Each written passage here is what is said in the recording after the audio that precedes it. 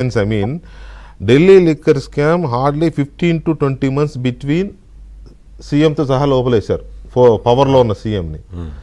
ఇప్పుడు మాజీ సీఎంగా ఉన్నాడు ఆయన, ఏది అప్పటి సీఎం. ఆయన చేశాడా లేదా నేను నిర్ధారించడంలా, కానీ ఆయన ప్రభుత్వంలో జరిగిన స్కామ్. ప్రభుత్వాధినేతకు తెలియకుండా పాలసీలు మారతాయా? మీకు 35 ఏళ్ళు 40 ఏళ్ళ జర్నలిజం ఎక్స్పీరియన్స్ ఉంది, మీకుంది సీనియర్గా, నాకు 30 ఏళ్ళు ఉంది. ప్రభుత్వాధినేతకు తెలియకుండా లిక్కర్ పాలసీ మారుతుందా? సమస్య లేదు అందులో. ఇక్కడ మీరు అడిగిన ప్రశ్నలకి state government as a whole సమాధానం చెప్పాలి.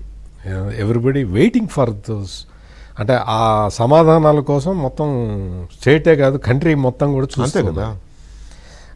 మీరు అడిగినవి, మీ ఇంట్రడక్షన్లో అడిగినవి చాలా పర్టినెంట్ క్వశ్చన్స్. ప్రతివాడు కూడా అదే ఫీల్ అవుతూ ఉన్నాడు.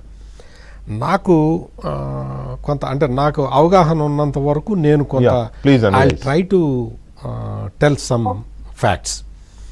ఇక్కడ ఢిల్లీ లిక్కర్ కుంభకోణం, నేను వెంకటకృష్ణ గారు, నేను ఒక పాయింట్ క్లియర్గా చెప్పదలుచుకున్నా. నేను వీటిని దర్యాప్తు తొందరగా జరగటానికి కానీ, దర్యాప్తు ఆలస్యంగా జరగటానికి కానీ రాజకీయ కారణాలని నేను ఆపాదించను. అది అంతవరకు నేను క్లియర్గా చెప్తా. ఓకే. ఢిల్లీ లిక్కర్ కుంభకోణంలో ఏంటి అంటే, అది వాల్యూమ్ తక్కువ ఉన్నది, అందులో ఇన్వాల్వ్ అయ్యి ఉన్న మనుషులు తక్కువ మంది ఉన్నారు.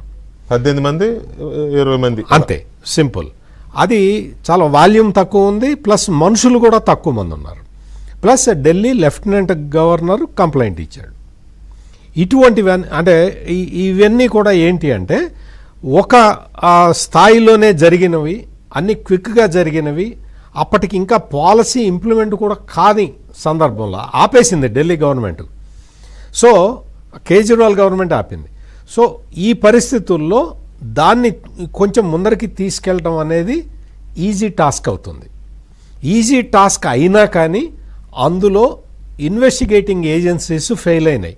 They are not able to prove అసలు ఏం జరిగిందనేది వాళ్ళు కోర్టు ముందర వాళ్ళు సాక్ష్యాలు ఆధారాలు పెట్టలేకపోయారు.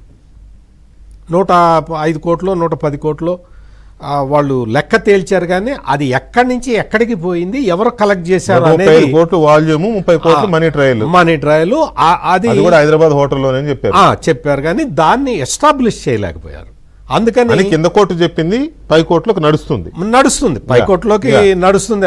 కింద కోర్టు చెప్పటం వరకే నేను పరిమితం అయి చెప్తూ ఉన్నాను.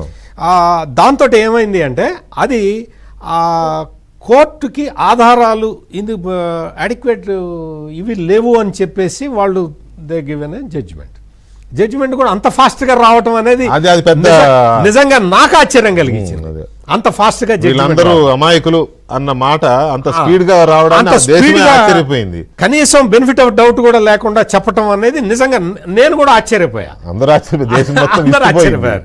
ఇక్కడ ఏంటంటే, ఆంధ్రప్రదేశ్ రాష్ట్రంలో జగన్మోహన్ రెడ్డి ముఖ్యమంత్రిగా ఉన్నప్పుడు జరిగింది ఏంటి అంటే, ఇందులో వాస్తవంగా చూస్తే కొన్ని వేల మంది ఇన్వాల్వ్ అయ్యి ఉన్నారు.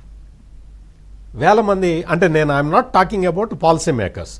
ఆ పాలసీ వాళ్ళు మార్చిన దాన్ని ఎగ్జిక్యూట్ చేసే లెవెల్లో కింద స్థాయిలో ఆ మద్యం దుకాణం నడిపే వాడి దగ్గర నుంచి అందరూ నేరస్తులే ఇందులో నా దృష్టిలో. ఎందుకు అంటే, నువ్వు క్యాష్ తీసుకో, నువ్వు డిజిటల్ ట్రాన్సాక్షన్ చెయ్యొద్దు, నువ్వు క్యాష్ తీసుకొని సాయంత్రం రాత్రి 11 తర్వాత ఒక మనిషి వస్తాడు, గోని సంచుల్లో పెట్టి వాడికి ఇవ్వు అంటే ఇచ్చిన వాడు కూడా నేరస్తుడే. అంతే కదా. అంటే కొన్ని వేల మంది ఇందులో నేరస్తులు ఉన్నారు. ఆ తర్వాత పాలసీ మేకింగ్ వచ్చేసరికి ఇంకొక పాయింట్ చెప్తా వెంకటకృష్ణ గారు. ఈ దేశం మొత్తంలో కల్లా అత్యంత అదృష్టవంతుడు ఎవరు అంటే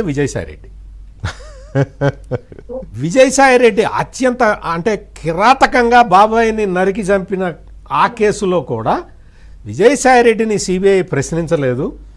ఇక్కడ లిక్కర్ కుంభకోణంలో అంత మొత్తం రాజకసిరెడ్డి కీలక వ్యక్తి అంటే రాజకసిరెడ్డి వైపే వెళ్తున్నారు తప్ప రాజకసిరెడ్డి కీలకమైన వ్యక్తి అని పైగా నేను పాల్గొన్నాను, పాలసీ రూపకల్పనలో మొదటి 2 మీటింగ్ లో ఉన్నాను, 100 కోట్లు డబ్బులు కూడా ఇప్పించానని చెప్పిన వ్యక్తి వదిలేసి అని చెప్పిన వ్యక్తివి అసలు నీకు అతను కీలకమైన వ్యక్తి అని నీకెట్లా తెలుసు?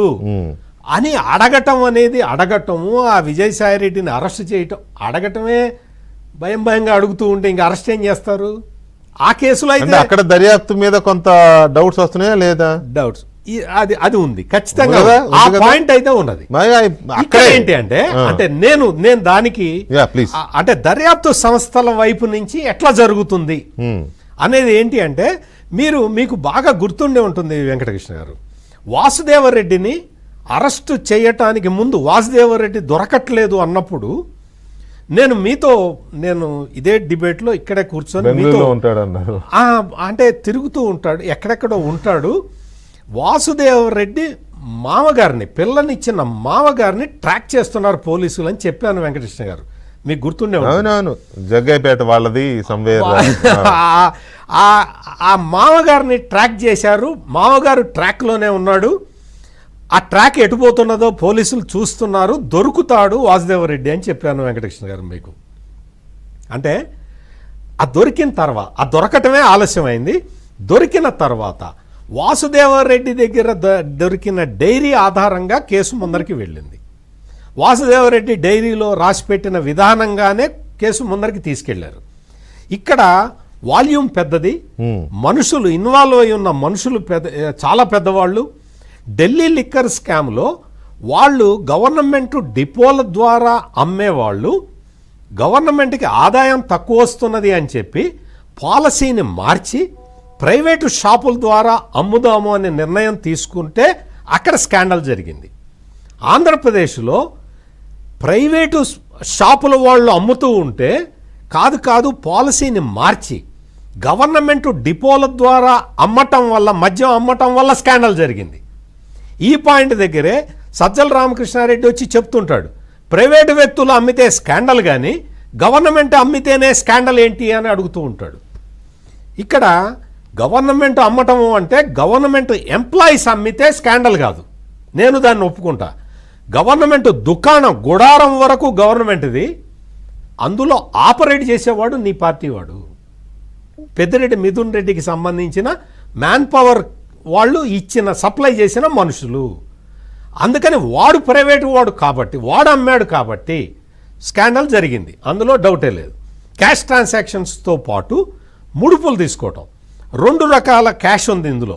ఒకటి ముడుపుల క్యాషు, రెండోది ఇటు నుంచి వచ్చిన క్యాషు, మూడో క్యాష్ ఏంటి అంటే 100 బాటిల్స్ పంపించాలి అంటే 110 పంపించి ఆ 10 అమ్మేసి, ఆ 10 ఎక్కడ బెవరేజ్ కార్పొరేషన్లో లెక్కలేదు, తయారు చేసినోడి దగ్గర లెక్కలేదు, అమ్మినోడి దగ్గర లెక్కలేదు, జీరో సేల్స్.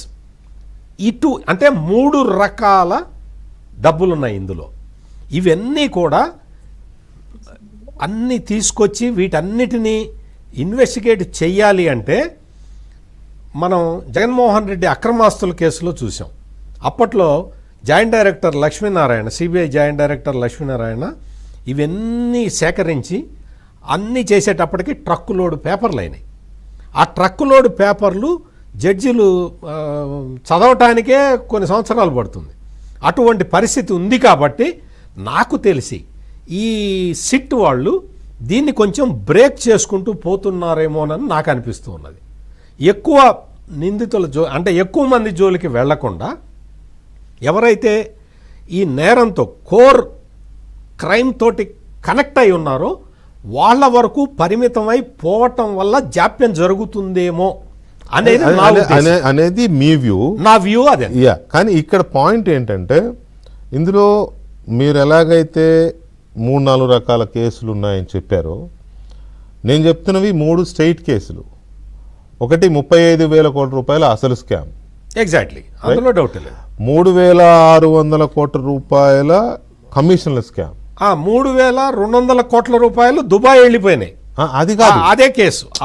దీనికి సంబంధించి 3,600 కోట్ల రూపాయలు డిస్టిలరీకి ఆర్డర్ ఇచ్చిన కమిషన్ అనేది. అది ఆ కమిషన్ లో మేజర్ పోర్షన్ వెంట దుబాయ్. అది ఓకే, దుబాయ్ వెళ్ళిందా లేదా ఇంకో కంట్రీకి వెళ్ళిందా, అక్కడ కమిషన్స్ జరిగాయి. అవును, అది ఇప్పుడు విచారణ జరుగుతున్నది, దాని మీద జరుగుతుంది. 35,000 కోట్ల రూపాయలు సెట్ అసైడ్, పక్కకి వీళ్ళు అందులో ఎక్కువ మంది ఉంటారు, ఇన్వాల్వ్ అయి ఉంటారు. ఎగ్జాక్ట్లీ, ఇన్వాల్వ్ అయ్యేది ఉంది, అసలు కార్పొరేషన్ ఇన్వాల్వ్ అయింది దాంట్లో, మొత్తం గవర్నమెంటే ఇన్వాల్వ్ అయ్యింది. ఒక పాయింట్.